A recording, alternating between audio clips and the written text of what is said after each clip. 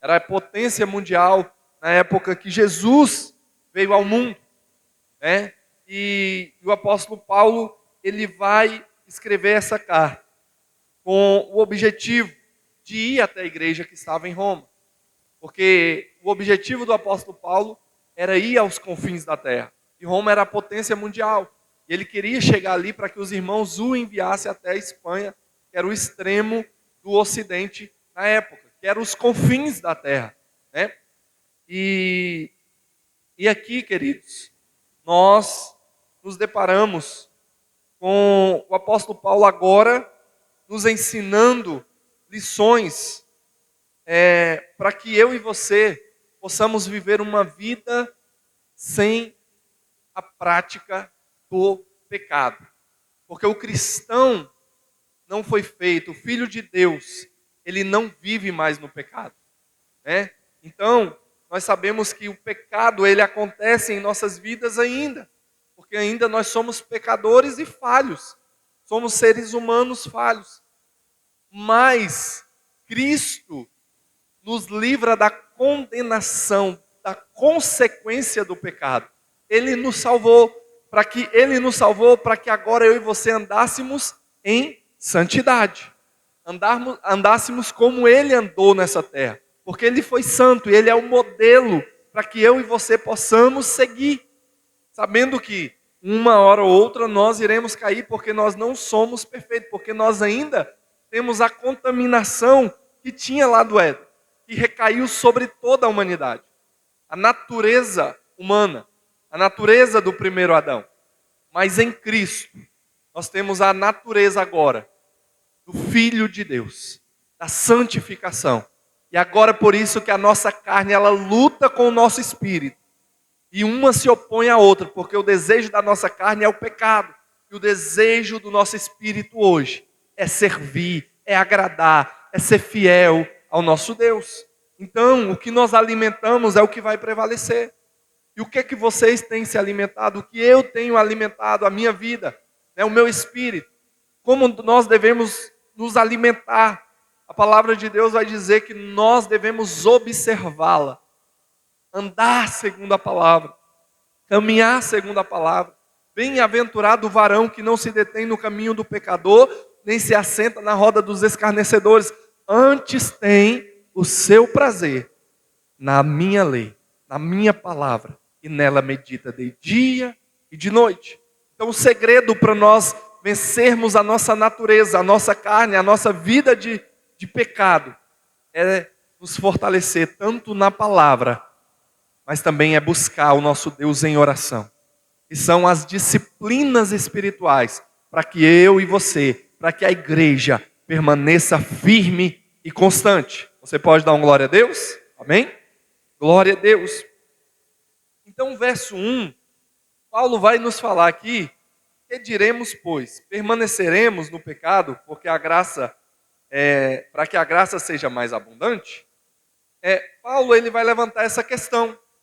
Por quê? Porque ele termina o capítulo de número 5 dizendo, para que, assim como o pecado, capítulo 5, verso 21, para que assim como o pecado reinou na morte, também a graça reinasse pela justiça, para a vida eterna, por Jesus Cristo, nosso Senhor.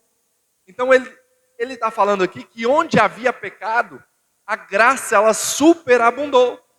A graça foi abundante, né? Ela superabundou o pecado. E agora nós não estamos mais debaixo do pecado, da lei do pecado, mas debaixo da graça, da misericórdia, da bondade de Deus. E aí, ele vai levantar essa questão, porque provavelmente lá em Roma tinha um irmão que ia perguntar, uai, então se quando eu peco, a graça é maior sobre a minha vida? Né?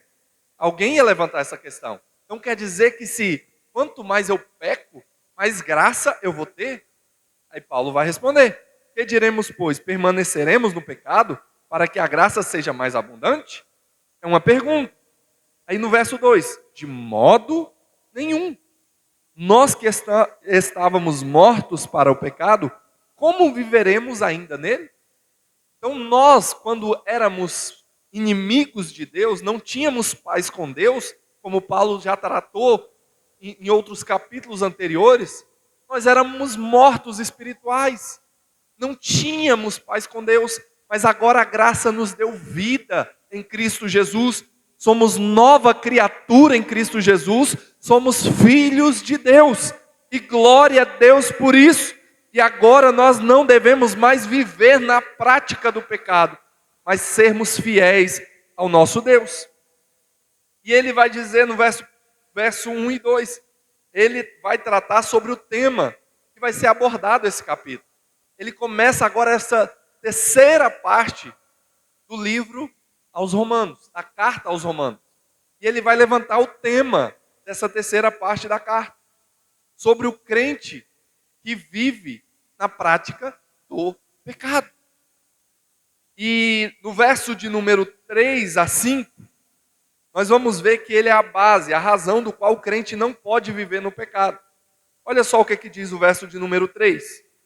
Ou não sabeis que todos quantos fomos batizados em Jesus Cristo, fomos batizados na sua morte? De sorte que se fomos sepultados com ele pelo batismo da morte, para que com Cristo ressuscitemos dos mortos pela glória do Pai, assim andemos nós também em novidade de vida. Porque se fomos plantados juntamente com ele, na semelhança da sua morte, também o seremos na sua ressurreição. Então aqui é a base. Paulo aqui ele vai organizar, primeiro, falando que o crente não pode viver no pecado. O tema central do capítulo de número 6 é: o cristão não pode viver na prática do pecado. É o que Paulo vai combater. E depois do tema, ele vai dizer as razões, a base, para nós não vivermos mais nessa lei do pecado, na lei do pecado e da morte. E aí do verso 6 ao verso 10, ele vai falar sobre a atitude que devemos ter. Do verso 6 ao verso 10. E nós vamos caminhar nesses versos. Primeiro, temos que saber, temos que considerar e temos que oferecer. É os pontos que ele traz. E nós vamos adentrar nesses versos. Mas antes de adentrarmos, ele vai fechar, no verso de número 14, ele fecha a declaração de forma extraordinária. Ele vai dizer que o pecado agora, ele não tem mais domínio sobre nós. Ele não domina mais nas nossas vidas. Porque nós éramos escravos do pecado. Nós estávamos, como a Bíblia fala, no lamaçal do pecado. Mas Cristo, por graça e por misericórdia, nós estávamos como se fosse numa areia movediça, se afundando cada dia mais no pecado. Mas chegou alguém para nos ajudar. Nós estávamos perdidos, fomos deixados no deserto, numa areia movediça, e estávamos perdidos. Esse é o sentido. Nós éramos assim, estávamos morrendo, perecendo com o pecado. Mas alguém apareceu, chegou alguém. Esse alguém na nossa vida é Cristo. E através de uma corda, que se chama Evangelho, ele joga, e nós pegamos essa corda e saímos do lamaçal do pecado. Essa é a ilustração, para você entender melhor qual éramos o nosso estado.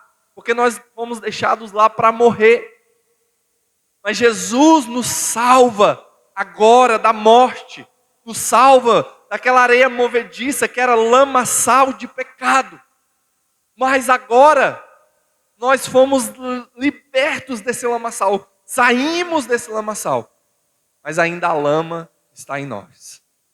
Nós saímos do lamaçal, saímos do lugar de morte, mas ainda temos os requisitos da lama. E aí entrou o processo da santificação. E qual é esse processo da santificação? É a limpeza de Deus. É a limpeza pela palavra de Deus.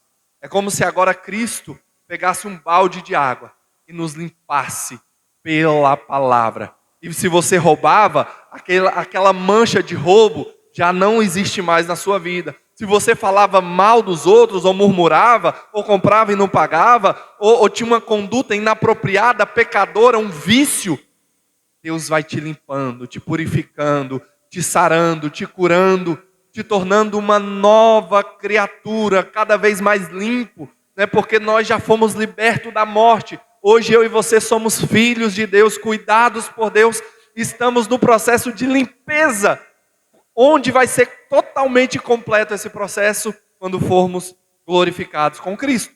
Então essa é a ilustração do que Paulo fecha aqui no capítulo de número 6, né? Ele vai fechar no verso 14 esse tema sobre o pecado dessa forma. Então, o tema é que agora nós somos livres desse domínio do pecado. O pecado não nos domina mais. E desde quando nós trouxemos essa exposição da carta aos Romanos, nós passamos por alguns pontos e agora nós entramos de fato nessa terceira parte da carta. E a primeira parte, a primeira divisão da carta, como assim ela é dividida, Paulo vai tratar sobre a perdição da humanidade. Nós vimos lá do capítulo 1, né, até metade do capítulo de número 3. Paulo ele vai tratar sobre a perdição da humanidade. Primeiro, ele vai tratar a perdição total da humanidade, a depravação total do homem, né? E estávamos distantes, perdidos. E Deus nos entregou as paixões desse mundo, porque os homens deixaram de glorificar a Deus e começaram a glorificar, a adorar a criatura e não ao Criador. E aí Paulo vai tratar sobre essa questão, dessa perdição da humanidade. E ele no capítulo de número 1, vai falar dessa perdição total. No capítulo de número 2, ele vai falar sobre a perdição dos judeus. Ele vai tratar agora com os judeus. E no capítulo de número 3, ele vai fechar, né, falando sobre a condenação do pecado, né, que fecha lá no verso de número 23, com aquele versículo base, né, que nós todos conhecemos, né, que todos pecaram e destituídos estão da glória de Deus. Romanos 3, 23 vai falar, e Paulo fecha assim essa primeira parte. Essa segunda parte, essa segunda divisão da carta, metade do capítulo 3 até o final do capítulo 5, Paulo vai falar sobre a justificação pela fé. Primeiro, ele fala que éramos pecadores. Segundo, agora eu e você fomos justificados. Por meio de obras? Não. Por meio da fé. E aí Paulo vai levantar as questões referente a Abraão, referente usando Davi, e levanta essas questões mostrando que agora nós somos salvos não por mérito. Nós somos salvos por meio da graça, da justificação, porque ele nos tornou justos. Eu era um injusto, eu merecia a perdição, mas ele me salvou. Então, são os pontos que o apóstolo Paulo vai tratar sobre a carta, né? E agora nós entramos nessa terceira divisão, que vai do capítulo 6, 7 e 8. Que agora ele vai tratar sobre o pecado. Segundo, ele vai tratar sobre a nossa natureza pecaminosa, que é no capítulo 7. Ele vai dizer, né? Miserável homem que sou, né, quem me livrará do corpo dessa morte? Ele vai dizer que quando ele tenta fazer o bem, né, o mal já está na frente. Então, e no capítulo 8, Paulo ele vai falar que agora o pecado já não tem mais domínio sobre nós, porque nenhuma condenação há para os que estão em Cristo Jesus, que não andam segundo a carne, mas que andam segundo o Espírito. Então ele vai entrar nessas questões, e agora todas as coisas cooperam para o bem daqueles que amam a Deus, né? Quem tentará acusação contra os escolhidos de Deus, se é Deus que o justifica? E aí ele vai mostrar que todos nós, nessa terceira parte, somos justificados e salvos, purificados em Cristo Jesus. Era só para trazer um panorama geral da carta aos irmãos, até onde nós estamos, né? E agora ele vai começar lembrando do versículo que nós lemos no início, né? No início nós lemos aqui: que diremos, pois, permaneceremos no pecado? Porque se pela graça, para que a graça seja mais abundante, de modo nenhum. Nós estávamos mortos para o pecado. Como vivemos ainda nele? Então agora eu estava morto e eu não vivo mais pecando. Agora eu deixo o velho homem de lado e agora eu vivo para a glória de Deus. E o que Paulo está falando aqui é que o crente que vive pecando, ele está em uma contradição. Não há compatibilidade entre ser cristão e viver pecando. Se eu vivo dessa forma, eu estou em uma contradição.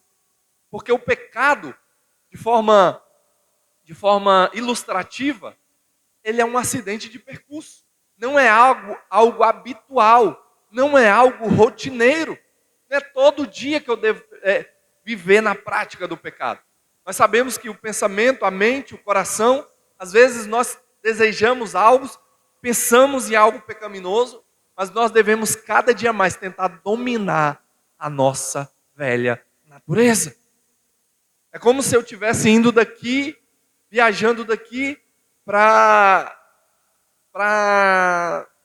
pegar lá para o Ceará, Fortaleza, um lugar distante. É um percurso distante, quase mais de 3.000 quilômetros. Então, eu viajando daqui no meu carro, daqui para lá, pode acontecer de furar um pneu? Sim ou não? Pode. Mas vai ser um acidente de percurso. Se caso furar, né? Se caso acontecer de eu precisar trocar uma peça do carro, né? Trocar o óleo, fazer algum reparo no carro, né? Por quê? Porque é um lugar distante, a probabilidade é que possa acontecer, mas é uma probabilidade ainda pequena. Então, queridos, só que tem pessoas que saem todo momento e furando pneu o tempo todo. Daqui de 5 em 5 metros, está furando pneu.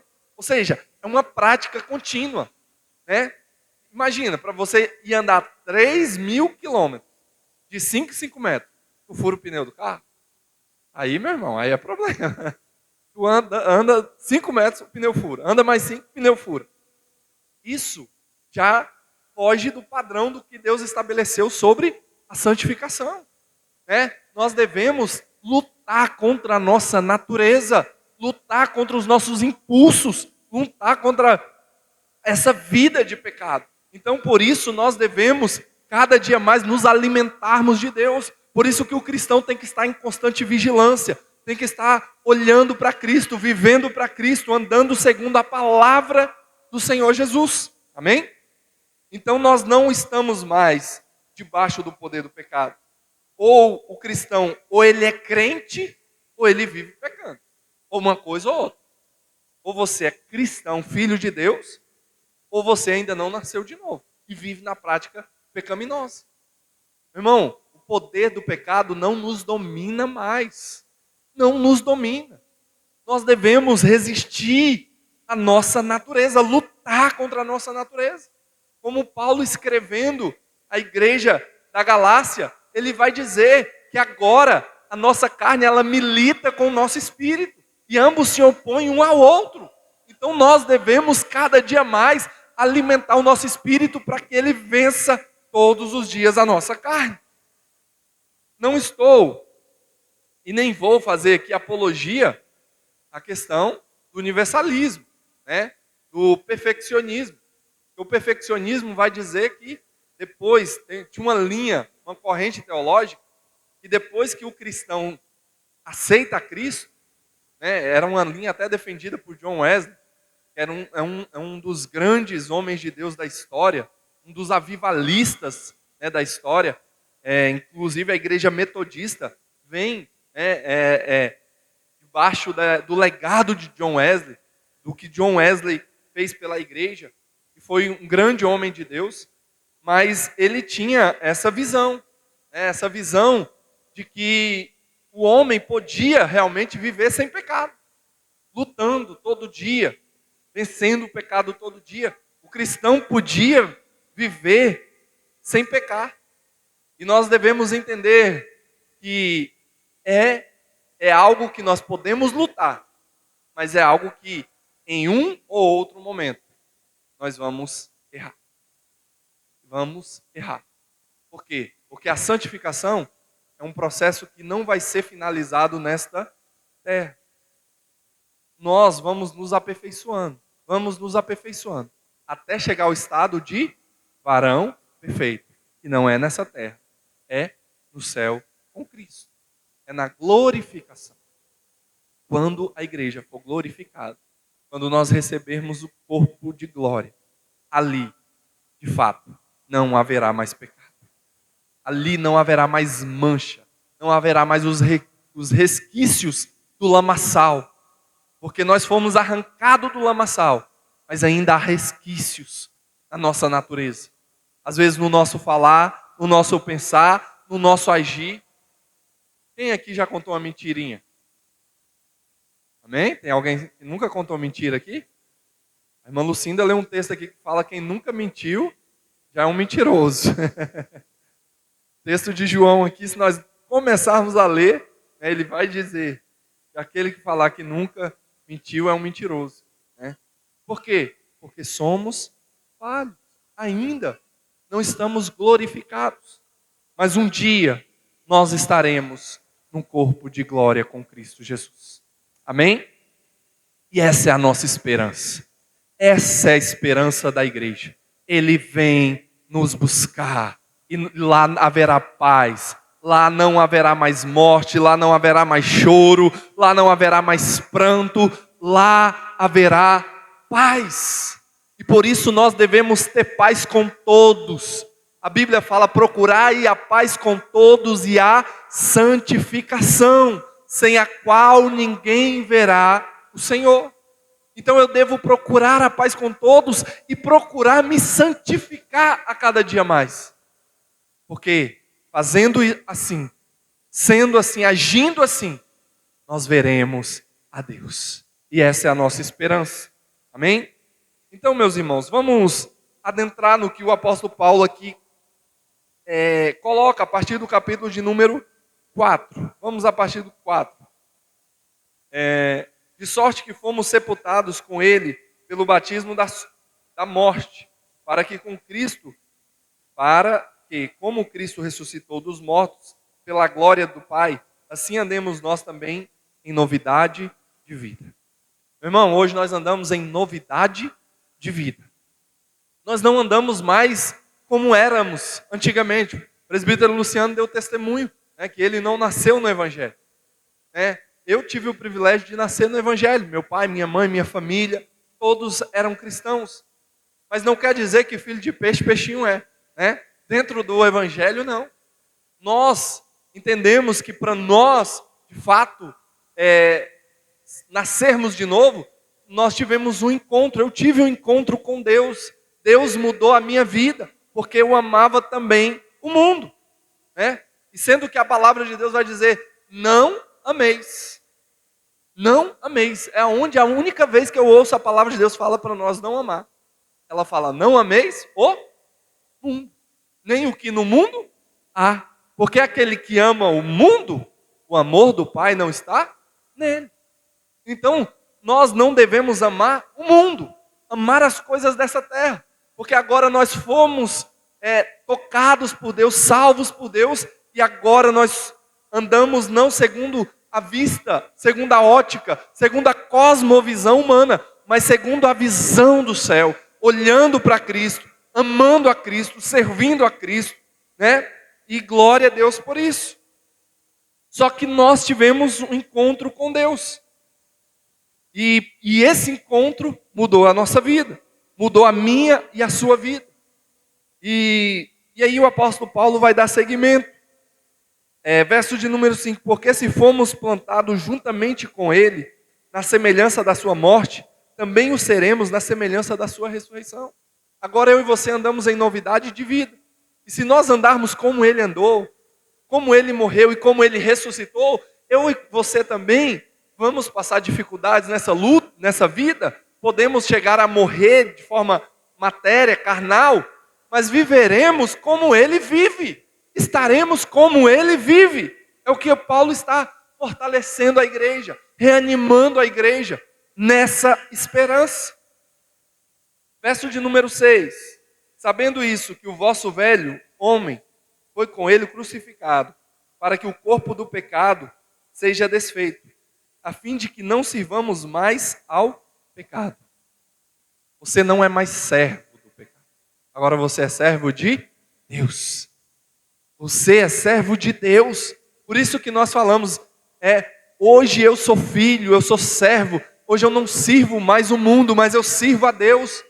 Por isso que a minha vida é diferente. Por isso que eu não busco mais os prazeres pecaminosos que o mundo busca. Porque o mundo está de olho na prostituição, na imoralidade, na idolatria. Mas eu e você estamos de olho na santificação, estamos de olho em adorar, em exaltar, em engrandecer, em ser fiel, em amar a Deus, em servir a igreja, em estar com os nossos irmãos, fazendo o melhor para Deus. E esse é o nosso objetivo, porque nós sabemos que o que os olhos não viram, que os ouvidos não ouviram, e o que jamais penetrou no entendimento do homem, é o que Deus tem reservado para aqueles que Ele ama. Que as coisas deste mundo não se compara com a glória que nos há de ser revelada, como a palavra de Deus nos diz. Então a nossa ótica hoje é celestial, é o reino dos céus, não o reino da terra. Amém, igreja? Quantos estão olhando para o reino dos céus aqui? Amém? Glória a Deus. Então nós devemos andar nessa ótica.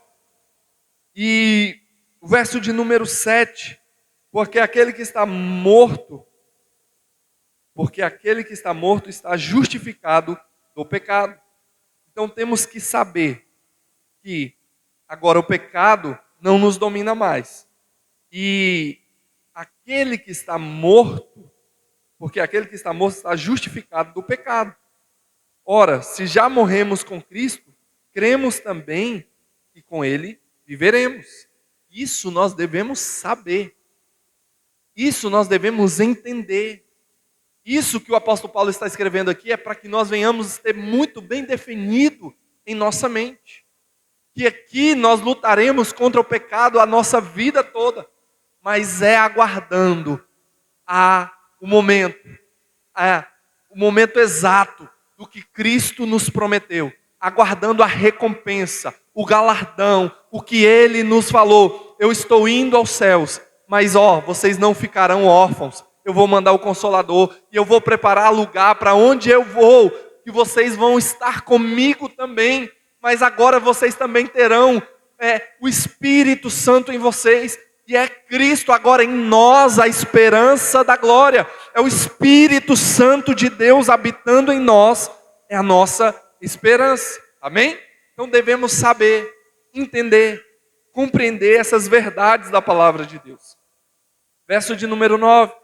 Sabendo que havendo Cristo ressuscitado dos mortos, já não morre. A morte não mais terá domínio sobre ele. Pois quanto a ter morrido, de uma vez morreu para o pecado, mas quanto a viver, vive para Deus. Olha só o que Paulo está falando aqui, que quando Cristo morre, ele morre por quê?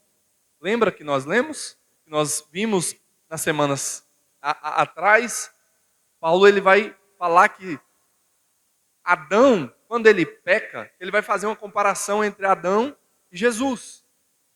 E quando Adão peca, entra quem junto com o pecado? A morte. E agora todos os homens morrem. Porque quando Adão peca, abre uma lacuna, uma porta. E quando Adão desobedece a Deus, quem entra? Entra um pecado e junto com o pecado entra a morte. E agora todo ser humano está debaixo de uma lei. A lei do pecado e da morte. Todos teremos o mesmo fim. Pecado e morte. Então quando Jesus morre, olha o que o apóstolo Paulo está falando aqui. Sabendo que havendo Cristo ressuscitado dos mortos, já não morre. A morte não mais terá domínio sobre ele, pois quanto ao ter morrido uma vez, morreu para o pecado. Mas quanto ao viver, vive para Deus. Então ele morreu por causa do pecado. E ele foi entregue ao pecado por quê? Porque todo aquele que passa por essa vida humanamente, ele vai morrer, porque é a lei do pecado e da morte. Só que Cristo morre por causa do pecado. Mas ele vence a morte. e agora ele vive para Deus. Por isso que Paulo, escrevendo aos Coríntios, vai dizer: onde está agora, morte, a tua vitória? Onde está, ó morte, agora o teu aguilhão? Porque Jesus venceu a morte. E somente Deus para vencer a morte, meu irmão. Somente Deus para se ressuscitar. Já ouviu alguém se ressuscitando? Você já viu alguém se ressuscitando? Eu nunca vi. Né? Eu já vi, às vezes, a igreja orando e Deus, por graça, ressuscita. Mas logo depois essa pessoa morre de novo. Né? Passa um tempo e ela morre de novo. Como assim? Nós vimos na ressurreição de Lázaro. Nós vimos na ressurreição da menina, né? Da menina que estava doente, morreu. E outras passagens. Mas essas pessoas morreram de novo. A lei do pecado e da morte veio sobre elas. Mas Cristo não. Ele vence a morte. E ele ressuscita para a eternidade. Ele aparece aos discípulos. Ele aparece diante o discípulo, o Tomé. Tomé, você não crê não, Tomé, que eu estou vivo? Toca, Tomé. Toca em mim, Tomé. Ei, toca. Eu estou vivo. Eu venci a morte. E é um corpo glorificado, mas é um corpo de homem. É um corpo que foi ressuscitado em glória. Ele venceu a morte. Amém? Então, queridos, é nós também entendermos que nós também ressuscitaremos com Ele para a glória. Por isso que as coisas deste mundo, meu irmão, são transitórias, são passageiras. Eu vi esses dias um pastor falando algo que me impactou, que de fato é uma grande verdade. Nós, infelizmente, deturpamos o evangelho da verdade, o evangelho de Deus, porque as nossas igrejas hoje estão cheias de culto da vitória, para mostrar que eu consegui uma promoção no emprego, eu consegui um carro novo, eu consegui uma casa nova, eu consegui isso e aquilo, e meu irmão, pessoas doando a sua vida por coisas, por bens, por como esse pastor fala, são pessoas adorando porcarias que vão ficar nessa terra, coisas que vão ficar para se autopromover, sendo que a promoção do cristão é o céu e não são bens materiais. O que nós aguardamos é o céu de glória, é a eternidade. Se Cristo nos dá para essa vida, glória a Deus, e a bondade dele, a graça, as demais coisas, como a palavra de Deus diz, glória a Deus por isso. Mas nosso olhar não é para essas coisas. Nosso olhar é para fazer a vontade do nosso Pai, agradar o nosso Pai, porque a nossa promessa é de eternidade com Ele. Meu irmão, e isso é o que deve nos mover. Isso é o que deve fazer com que o meu coração e o seu coração palpitem em estar na presença de Deus. Meu irmão, você vai trocar uma noite de prazer por uma vida, quando nós deixamos de servir a Deus, ou nos voltamos ao pecado, nós estamos trocando Cristo, nós estamos nos prostituindo com o mundo por uma noite, sendo que Ele tem a eternidade para nós, sendo que Ele tem o melhor para nós, e nós nos prostituímos muitas das vezes com as ofertas, com os prazeres pecaminosos, mundanos que o mundo está oferecendo, sendo que o que Cristo tem para mim e para você é o maior, o melhor, é a eternidade, é o céu de glória. Amém? Glória a Deus. Então, queridos, para já partirmos para o final, primeiro, nós devemos entender a palavra. Segundo, nós devemos considerar essa palavra. E terceiro, nós devemos oferecer essa palavra. Porque o apóstolo Paulo vai finalizar, verso 11. Assim também, vós considerai-vos. Considerai-vos. Primeiro, você precisa saber, precisa considerar.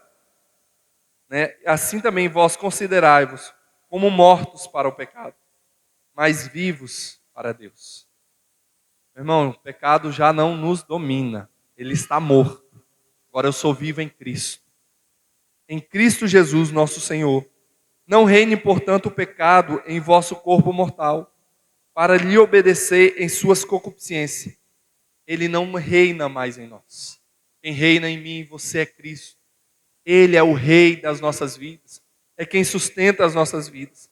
Verso de número 13. Nem tampouco apresentei os vossos membros ao pecado, por instrumentos de iniquidade, mas apresentai-vos a Deus como vivos dentre mortos, e os vossos membros a Deus como instrumentos de justiça. Agora você, meu irmão, para a glória de Deus, você vai apresentar o seu corpo como instrumento de justiça. Você não vai mais ficar murmurando. Você não vai ficar mais criando fofoca, mentindo. Agora, você é um filho de Deus. Você é um embaixador. Você é um representante de Deus nessa terra. E agora a nossa função é representar o reino celestial. É falarmos das maravilhas de Deus. É amarmos uns aos outros. É sermos benignos, bondosos, amorosos, pacificadores. São características de um filho de Deus. Essa tem que ser as nossas características. E para finalizar, o apóstolo Paulo vai dizer: porque o pecado não tem domínio sobre vós, pois não estamos debaixo da lei, mas debaixo da graça. A graça te alcançou, mas a graça, ela não foi de graça. A graça teve um custo. A graça, para ela nos alcançar, alguém morreu na cruz. A graça era um pecado que eu e você tínhamos cometido, mas foi um favor imerecido que alguém pagou por nós. Era uma dívida impagável, irmã Domingas. Impagável. Nós não conseguíamos pagar, mas Jesus pagou. E foi de graça. E agora a graça nos alcança. E agora eu e você somos um filho de Deus, porque a graça de Deus nos salvou. Mas, tem um porém. Aquele que está em Cristo agora, ande em novidade de vida. Ande em santidade. Ande de acordo com a palavra dele. Jesus vai dizer: se vocês me amam, se vocês me amam. Você quer saber se você ama a Deus? Quem ama a Deus aqui, amém? Você quer saber que você ama a Deus? Olha o que Jesus diz: se vocês me amam, guardem as minhas palavras. Vivam de acordo com a minha palavra, com a minha lei. Por isso, queridos, que o que nós estudamos, teologia, o termo teo é Deus, logia estudo, né? Estudo, logo estudo de Deus. Só que quando nós vamos ver teologia, nós não estudamos a Deus. Porque Deus não se estuda. Não tem como eu estudar a Deus. Como é que eu vou estudar a Deus? Nós estudamos a palavra de Deus.